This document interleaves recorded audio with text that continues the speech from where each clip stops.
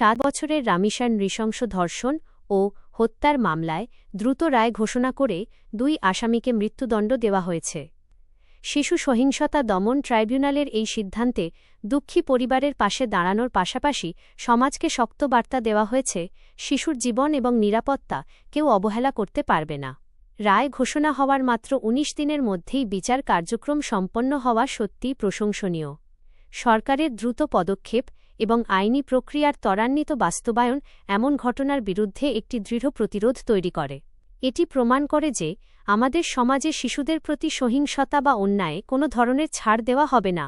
তবে এই রায় শুধু শাস্তি নয়, এটি আমাদের সকলের জন্য একটি সচেতনতামূলক বার্তা।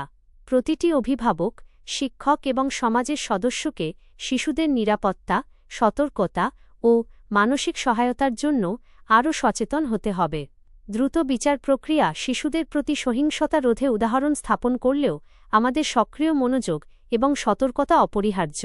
এমন পরিস্থিতিতে সরকারের ভূমিকা এবং আইনের দ্রুত প্রয়োগ শিশুদের সুরক্ষায় আশার আলো দেখিয়েছে। আমরা আশা করি সমাজের সবাই একযোগে কাজ করলে আর কোনো রামিসার মতো শিশু নৃশংসতার শিকার হবে না। শিশুদের নিরাপত্তা নিশ্চিত করা আমাদের সবার দায়িত্ব। যুগে যুগে তাদের জন্য সচেতন থাকুন, সতর্ক থাকুন এবং তাদের অধিকার রক্ষায় ভূমিকা রাখুন।